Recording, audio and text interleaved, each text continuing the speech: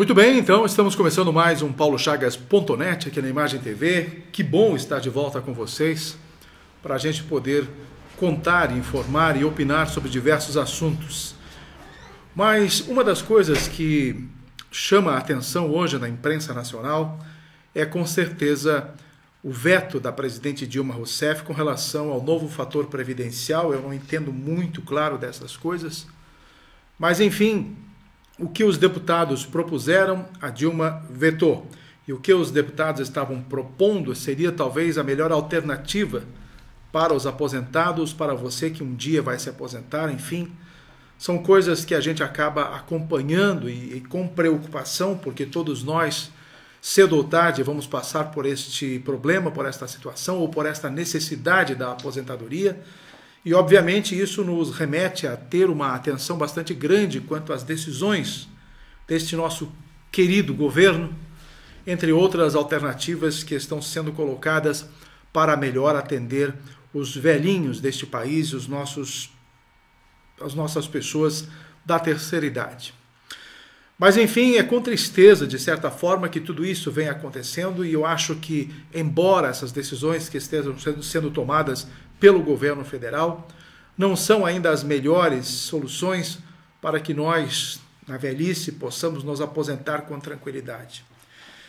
Claro, como eu disse, eu não entendo muito desses fatores previdenciários, mas a gente entende alguma coisinha com a soma do tempo de serviço com a sua idade, e isso então estava previsto na proposta de 85 para 95, ou seja, 85 anos para as mulheres, com a idade das mulheres, mais a soma da contribuição no INSS, no fator previdenciário. Os homens também, pelo tempo de serviço em carteira assinada e a sua contribuição na Previdência, somando a sua idade, chegaria a 95 anos. E a presidente da República vetou. Agora vai editar uma medida provisória com algum efeito progressivo, ou seja, a idade vai aumentando pelo tempo de serviço e vai, de certa forma, ampliando o tempo de idade das pessoas, o tempo de serviço, e nós vamos no poder se aposentar cada vez mais tarde. Então, quer dizer, teremos que continuar trabalhando e trabalhando, mas o triste em tudo isso não é só a questão previdenciária com relação ao governo federal. A gente percebe com tristeza que provavelmente venham agora novos aumentos nas tarifas, que nós estamos já cansados de pagar aumentos, provavelmente nas tarifas de energia elétrica. É o que se fala hoje em voz corrente nas ruas, que teremos um novo aumento da energia em torno de 30%, e nós já tivemos uma alta bastante elevada agora nessa virada de ano e no ano passado, enfim. Aumento dos combustíveis de novo, quer dizer, a gente não sabe mais o que fazer para aguentar tamanha pressão. A gente sente que o governo federal está passando toda a responsabilidade das contas públicas para nós, cidadãos brasileiros. Votaram em Dilma, agora aguentem de qualquer forma. Eu, pelo menos, me isento desta possibilidade, não votei nesta presidente. É uma indignação que a gente coloca porque, como cidadão, há uma tristeza imperando no nosso sentimento e nós não podemos mais aceitar passivamente que tudo isso vá acontecendo.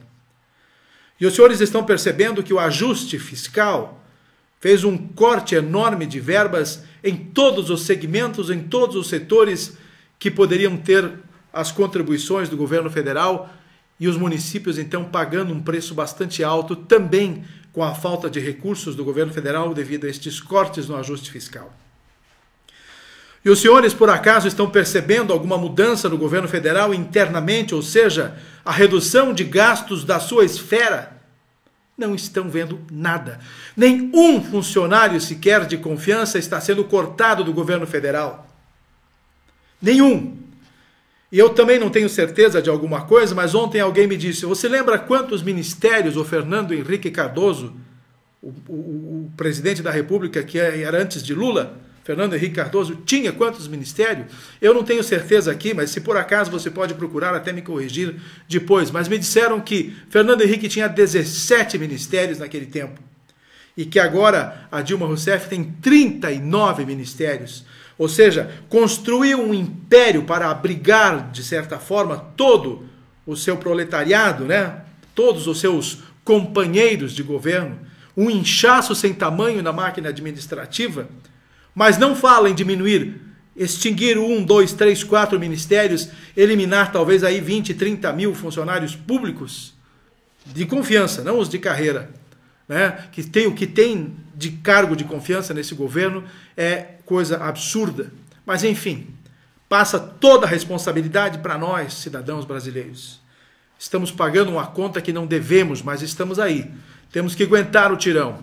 Uma crise sem precedentes nesse país e o sentimento é bastante grande. E um exemplo desta crise que está acontecendo está em Chapecó, no oeste do estado de Santa Catarina, pois ontem a Comissão Central Organizadora da CCO, juntamente com a administração municipal, lá do meu amigo José Cláudio Caramori, de Chapecó, tomaram uma decisão inédita no estado de Santa Catarina e principalmente na região de Chapecó, que é uma das mais pujantes, teoricamente, no estado de Santa Catarina, mas a decisão que tomaram foi não realizar a 15ª, ou não me lembro mais qual, 15ª não, mais uma edição, eles não têm por tempo assim, mas a EFAP 2015 decidiram cancelar a EFAP de outubro deste ano, de 2015, e vão protelar por mais 2 anos, somente em 2017. Vale lembrar que a EFAP em Chapecó acontece de 2 em 2 anos. Agora vai acontecer neste vácuo, então, em 4 anos depois da última realização. Mas foi uma decisão tomada e pensada e analisada a respeito, em função, melhor dizendo, desta crise que assola o país. Não tem recursos para gerir, para manter uma feira do tamanho daquela. Ela não é uma feira qualquer, é a maior feira da agroindústria e do agronegócio do estado de Santa Catarina, sem dúvida nenhuma. E decidiram então não fazer este evento em função desta crise que assola o país e para não comprometer, de certa forma, a imagem do município, que sempre realiza grandes eventos de negócios, e a EFAP é um desses grandes negócios que se caracteriza em Santa Catarina, sim, como um dos maiores do estado. Uma decisão corajosa, uma decisão que não foi pensada unicamente por uma pessoa, mas por um grupo de pessoas, e a gente tem que, de certa forma, entender as razões que levaram a CCO, o prefeito José Cláudio Caramori, a não realizarem mais a EFAP 2015, que estava prevista para este ano, então, para este mês de outubro, no próximo mês de outubro. Uma decisão realmente corajosa e a gente tem aqui mais é que aplaudir. Tudo lá em Chapecó, também nesta situação, nós estamos acompanhando, inclusive, a equipe de futebol da Chapecoense, que também as coisas não estão muito fáceis para o futebol, e vejam bem que para manter todos os gastos e os custos com jogadores, uma equipe que saiu da Série C, D do Campeonato Brasileiro, foi para C, para B, para A, e hoje então está na Série A da elite do Campeonato Brasileiro de Futebol, e as coisas não são fáceis para manter. Enfim, os nossos times de Santa Catarina hoje estão, de certa forma, penando para se manterem nesta divisão de elite, e a gente fica aí apostando quantos deles vão ser rebaixados, então, no final deste certame. Mas é uma preocupação, gente. Esta crise no país nos deixa bastante triste. E sabe-se lá Deus o que vem pela frente com relação a esta falta de mando, esta falta de governo, esta falta de gestão, que não foi criada com certeza por você nem por mim, e sim por falta de uma administração mais austera e mais brilhante, digamos assim, nesta esfera do governo federal. Preocupante.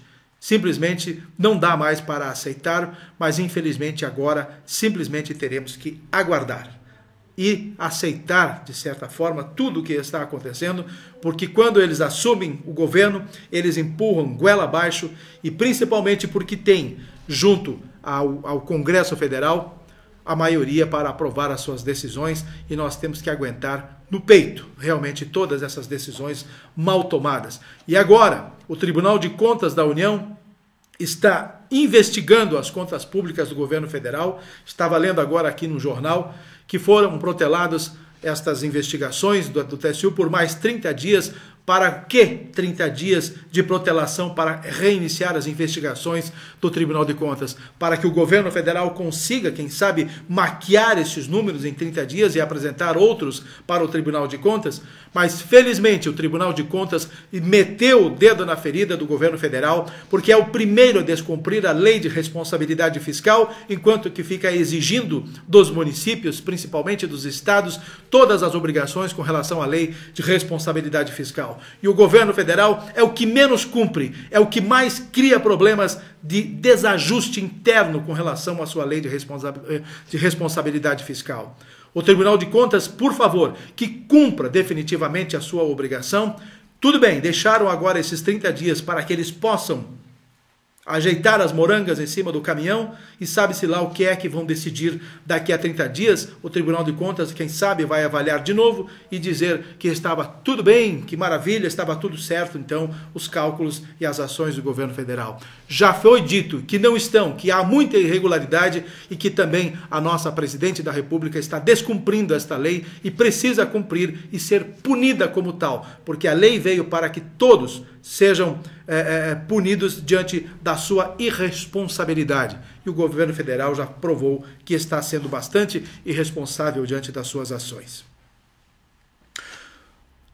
Nesta quarta-feira, em Florianópolis, uma reunião que aconteceu com um fórum de lideranças empresariais aqui da nossa região serrana, aliás, uma reunião bastante produtiva, eu que vinha defendendo sempre essa necessidade de que a ACIL e os nossos representantes empresariais fossem a Florianópolis para conversar com o governador, para que apresentem as suas reivindicações de uma forma mais ampla, porque antes as reuniões aconteciam numa rápida visita do João Raimundo Colombo aqui na ACIL e se fechavam numa sala, conversavam por 10 ou 15 minutos e estas coisas não podem mais acontecer, mas de certa forma houve então uma alteração nas propostas e o grupo de lideranças empresariais aqui de Lages foi a Florianópolis, agendou e passaram um dia praticamente conversando com o governo do estado e ouvindo dele quais foram as ações implantadas aqui na Serra Catarinense e aqui no município de Lages. Eu decidi inclusive postar no meu blog tudo o que o governo disse que fez aqui para nós na região serrana e também em nossa cidade. Todas as suas obras na área de educação, nas áreas de saúde, na área também de segurança pública, entre outras, aqui na região da Serra Catarinense. Percebi que são muitas obras, sim, que o governo do estado está realizando aqui para a nossa região. Também percebi que ele coloca como um propósito que está sendo elencado a instalação da nova Aircraft e também da Sinotruc para a região de Lages, aqui em Lages, na Serra Catarinense. Estamos então aguardando com muita expectativa todas essas colocações que o governo então propôs para eventos futuros, ou seja, instalações dessas empresas futuramente aqui na Serra Catarinense. O que ele está fazendo na área de educação vem aí como reforma de escola, entre outras coisas, com construção de ginásios, outras obras como a SC 114, aqui entre Painel e São Joaquim, a SC 390, aqui entre a 116 e Capão Alto e Campo Belo do Sul. Enfim, são obras que estão sendo executadas pelo governo do estado e elas foram então elencadas e apresentadas definitivamente. Óbvio que também a Associação Empresarial aqui de Lages, né, a nossa ACIL, que esteve por lá liderando esse grupo de empresários, apresentou uma série de reivindicações e alguns projetos para serem executados aqui no nosso município de Lages. A principal reivindicação apresentada pelo presidente da ACIL, Luiz Espuldaro, juntamente com os empresários, foi a efetivação e também o início das operacionalizações do aeroporto regional em Correia Pinto. Raimundo Colombo respondeu que estão fazendo o possível para que o quanto antes, então, este aeroporto entre em funcionamento e definitivamente tenhamos os voos esperados, né, os voos regulares, ligando Lages com o resto do mundo, porque do jeito que está, realmente as coisas não dá mais para aguentar. Nosso aeroporto em Lages, nem vou mais falar, mas está liberado para qualquer outro tipo de voo, menos os voos regulares de passageiros. Mas enfim, vamos aguardar para ver o que acontece no decorrer deste ano. Ainda é o primeiro ano administrativo deste segundo governo de João Raimundo Colombo. Aliás, ele que está aqui na região e vai estar daqui a pouco, às 11 horas, 11 e pouquinho da manhã, lá em Bocaina do Sul, fazendo repasse de verbas para o trabalho em estradas do interior daquele município, e também no início da tarde vai estar aqui participando de uma solenidade no 6º BPM com a troca de comando do batalhão. Então, a gente com certeza vai esperar o melhor possível do nosso governo para a nossa região da Serra Catarinense. A gente às vezes fica ouvindo muitas pessoas reclamando e perguntando o que o governo tem trazido para a Serra Catarinense. Uns dizem que é só migalhas e tudo mais. Eu não sei, mas de qualquer maneira a gente espera talvez mais coisas para acontecer aqui na Serra Catarinense e na nossa querida Lages. Ontem à noite eu tive a oportunidade, nesta quarta-feira à noite, de participar de uma palestra na Câmara de Vereadores, e que, aliás, essa palestra transcorreu desde o início da tarde até a noite, com relação à necessidade da proteção dos solos. Parece coisa de brincadeira, né? A gente falar com cuidados do solo, com tanta terra por aí, a gente não imagina que isso possa ter preocupação. Mas está tendo tanta preocupação que a ONU instituiu este ano de 2015 como o Ano Internacional do Solo. E não é à toa, não. A preocupação é que mais de 30% do solo do planeta já estão degradados. E outra preocupação grande que muita gente não sabe, que eu quero colocar aqui para vocês, é que o solo degradado não tem mais recuperação. Ele não volta simplesmente com um desassoreamento, ou com uma limpeza aqui, ou colocando um adubinho ali, não. O solo, quando se perde, ele não se recupera mais. E é esta a preocupação. E nós estamos hoje diante de questões ambientais, falando da necessidade de preservar a água, de cuidar do ar que nós respiramos, de não desmatar, né, de não criar o desmatamento e tudo mais, e esquecendo especificamente que o solo é a base de tudo isso, é a base da nossa água pura, é a base das nossas florestas, é a base também do nosso ar. E aí a contaminação do solo, no momento em que ele ocorre, não podemos mais plantar flores, nem árvores, e muito menos alimento.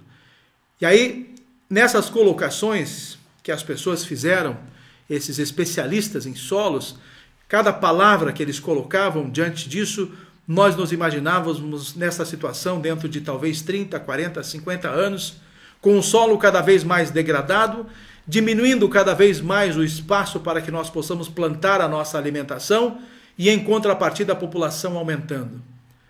Vocês imaginem o caos que espera esse planeta para o futuro, para as pessoas que vão viver nos anos de 2040, 2050, 2060. Vocês não podem imaginar o que poderá estar esperando por estas pessoas que vão viver lá pela frente. Os nossos filhos, os nossos netos poderão estar passando daqui a muitos anos, daqui a 30, 40 ou 50 anos, uma situação degradante neste país, neste mundo, melhor dizendo. Então, quando a gente fala em meio ambiente, não é mais da boca para fora uma preocupação simplificada, a preocupação realmente tem que ser bastante séria. E uma das colocações também destes entendidos do solo é que está faltando o comprometimento das nossas lideranças maiores. Desde a presidente Dilma Rousseff e os seus ministérios, dos governadores, os prefeitos e vereadores. Não há um comprometimento político, digamos assim, para que realmente nós possamos saber que o futuro do nosso solo, da nossa água, do nosso ar, estará bom daqui a 30 ou 40 anos. Mas, enfim, é bastante preocupante, mas felizmente há pessoas preocupadas e tentando, pelo menos, alertar você diante disso tudo. E muita gente, ouvindo o que nós estamos falando, ainda não acredita, não faz absolutamente nada para melhorar, nem mesmo dentro do fundo do quintal da sua casa, né? No quintal da sua casa. Não faz nada para melhorar. É lixo jogado em qualquer lugar, não faz a mínima separação, não cuida absolutamente nada, como se a responsabilidade fosse apenas dos governantes e das pessoas que lidam com o meio ambiente. Esta é uma questão que precisa ser bastante colocada. E, infelizmente, os veículos de comunicação de massa também não estão tendo uma responsabilidade social no sentido de alertar a população.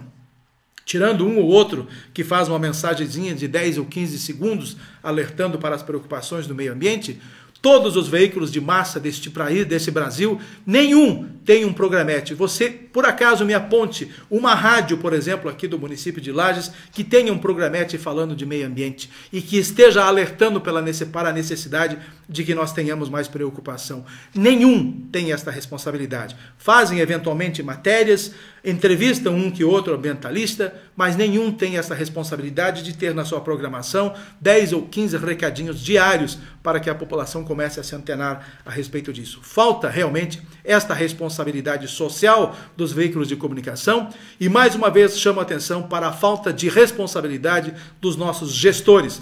Delegam esta responsabilidade para as suas secretarias e deixam que elas atuem sozinhas. Os nossos prefeitos, os nossos vereadores estão pouco preocupados com relação a estas questões ambientais, com raras exceções. Para encerrar esse assunto da questão ambiental, estarei fazendo parte do Lages Garden Shopping nos dias 25, 26 e 27, juntamente com alguns parceiros, deixa eu ver se eu lembro todos, o Senac, o pessoal do Sesc, o Uniplac, o pessoal do CAVE, o pessoal da Polícia Ambiental, o pessoal da ALPA, todos estaremos junto com o Lages Garden Shopping promovendo uma ação ambiental lá nos corredores do shopping para alertar realmente por estas questões do solo, da água, das nossas florestas e levar até você alguma mensagem que possa lhe dar um pouco mais de responsabilidade com relação às questões ambientais do nosso planeta. Na noite desta quinta-feira, daqui a pouquinho mais, um jantar acontece, mudando então de saco para mala, né? De meio ambiente para esporte. O Internacional de Lages vai estar fazendo o seu jantar de apresentação da nova equipe que vai disputar a Série D do Campeonato Brasileiro. D de dado. Do Campeonato Brasileiro da Série D, que começa agora no início do mês de julho, se não me engano, no dia 10. E um grande momento, então, o conhecimento desses atletas, dessa nova comissão técnica que estará sendo apresentada pela diretoria do Internacional de Lages. Nós vamos estar acompanhando e torcendo para que o Inter consiga fazer uma bela apresentação nesta competição e cresça e possa, quem sabe, já em 2016 figurar na Série C do Campeonato Brasileiro. Vamos torcer e dar todo o apoio possível para o nosso Colorado Lagiano, para o nosso Leão Baio. Quase encerrando o nosso bate-papo de hoje, lembrando que o refis na prefeitura está continuando. Eu estive lá ontem, eu também tenho uns pequenos probleminhas, pouca gente ainda procurando, fácil o atendimento, mas vai até dia 30 de julho. De qualquer forma, não deixe para a última hora, porque naqueles últimos dias o tumulto é grande. Agora você pode ser atendido com maior tranquilidade. Vá conferir essa situação do teu refis. Se você tem dívidas com o município, procure então repactuar, dividir, que está bastante tranquilo agora. E o município de Lages, eu já comentei na última semana, está desassoreando os rios, mas primeiramente as coisas precisam acontecer, os alagamentos acontecem e depois as providências são tomadas. Mas enfim, está agora desassoreando todos os rios, os córregos dentro do município de Lages, incluindo o Caral, São Pedro, São Paulo, enfim, todos esses riozinhos que cortam a nossa cidade estão sendo desassoreados e isso deve ser um trabalho contínuo no município de Lages, não somente agora, porque as chuvas realmente castigaram no último final de semana alguns bairros de nossa cidade, mas uma providência que eventualmente tem que estar sendo tomada durante o ano. E para fechar, a questão dos semáforos na nossa cidade, que eu fiz aqui também um comentário bastante sério e estou preocupado, não está tendo aquela atenção técnica necessária, praticamente todos eles têm algum defeito, têm algum problema. A nossa cidade de Lages precisaria de um reestudo com relação aos seus semáforos. Vejam, tem situações em que a pessoa precisa atravessar a rua e o semáforo fica longe da faixa de segurança.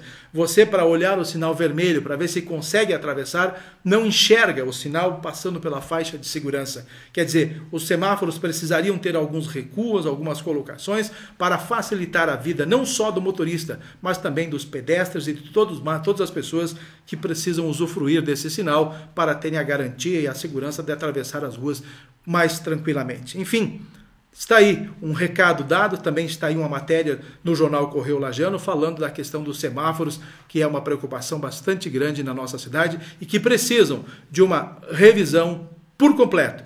todos eles bastante antigos, entre outras coisas, poderiam, quem sabe agora, em vez de fazer um investimento em semáforos novos, retirar a metade deles e fazer, como eu sempre digo, o projeto das rotatórias que poderiam eliminar custos e facilitar a vida do cidadão na questão da mobilidade urbana.